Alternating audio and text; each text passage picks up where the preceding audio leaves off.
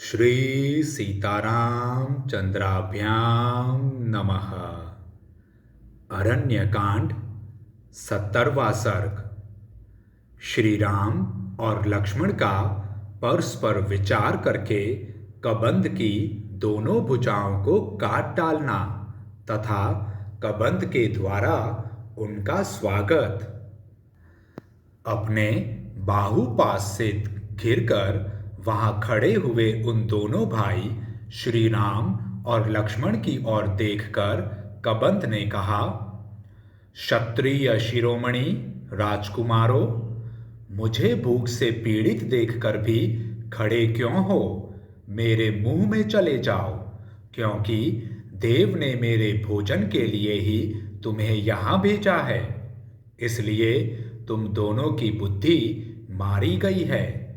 यह सुनकर पीड़ित हुए लक्ष्मण ने उस समय पराक्रम का ही निश्चय करके यह समयोचित एवं हितकर बात कही।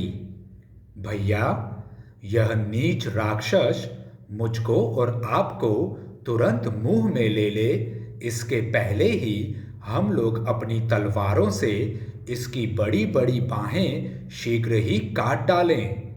यह महाकाय राक्षस बड़ा भीषण है। इसकी भुजाओं में ही इसका सारा बल और पराक्रम निहित है। यह समस्त संसार को सर्वथा पराजित सा करके अब हम लोगों को भी यहाँ मार डालना चाहता है। राजन, रघुनंदन, यज्ञ में लाए हुए पशुओं के समान निश्चेष्ट प्राणियों का वध राजा के लिए निंदित बताया गया है। इसलिए हमें इसके प्राण नहीं लेने चाहिए, केवल भुजाओं का ही उच्छेद कर देना चाहिए। उन दोनों की यह बातचीत सुनकर उस राक्षस को बड़ा क्रोध हुआ और वह अपना भयंकर मुख फैलाकर उन्हें खा जाने को उद्यत हो गया। इतने में ही देश काल का ज्ञान रखने वाले उन दोनों रघुवंशी राजकुमारों ने अत्यंत हर्ष में भरकर तलवारों से ही उसकी दोनों भुजाएं कंधों से काट गिराई। भगवान श्री राम उसके दाहिने भाग में खड़े थे। उन्होंने अपनी तलवार से उसकी दाहिनी बाह बिना किसी रुकावट के वेगपूर्वक काट डाली तथा वाम भाग में खड़े वीर लक्ष्मण ने उसकी बाईं भुजा को तलवार से उड़ा दिया। भुजाएं कट जाने पर वह महाबाहु राक्षस मेघ के समान गंभीर गर्जना करके पृथ्वी, आकाश तथा दिशाओं को गूंजता हुआ धरती पर गिर पड़ा। अपनी भुजाओं को कटी हुई देख खून से लथपथ हुए उस दानव ने दीन वाणी में पूछा, वीरों, तुम दोनों कौन हो? कबंध के इस प्रकार पूछने पर शुभ लक्षणों वाले महाबली लक्ष्मण ने उसे श्री रामचंद्र जी का परिचय देना आरंभ किया। ये इक्ष्वाकु वंशी महाराज दशरथ के पुत्र हैं और लोगों में श्री राम नाम से विख्यात हैं। मुझे इन्हीं का छोटा भाई समझो।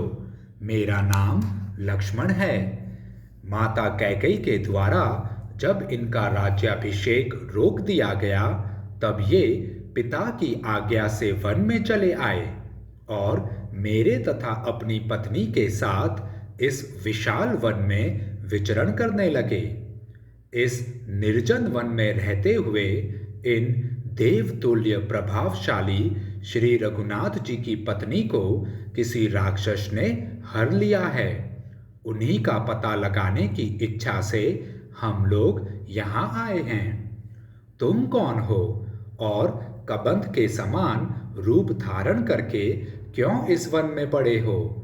छाती के नीचे चमकता हुआ मुंह और टूटी हुई जंघा लिए तुम किस कारण इधर उधर लुढ़कते फिरते हो? लक्ष्मण के ऐसा कहने पर कबंध को इंद्र की कही हुई बात का स्मरण हो आया। अतः उसने बड़ी प्रसन्नता के साथ लक्ष्मण को उनकी बात का उत्तर दिया। पुरुष सिंह वीरों, आप दोनों का स्वागत है। बड़े भाग्य से मुझे आप लोगों का दर्शन मिला है। ये मेरी दोनों भुजाएं मेरे लिए भारी बंधन थीं। सौभाग्य की बात है कि आप लोगों ने इन्हें काट डाला। नरश्रेष्ठ श्री राम, मुझे जो ऐसा कुरूप रूप प्राप्त हुआ है, यह मेरी ही उद्दंडता का फल है। यह सब कैसे हुआ, वह प्रसंग आपको मैं ठीक ठीक बता रहा हूं। आप मुझसे सुने।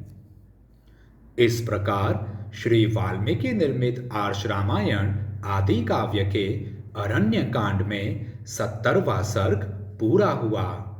जय श्री राम।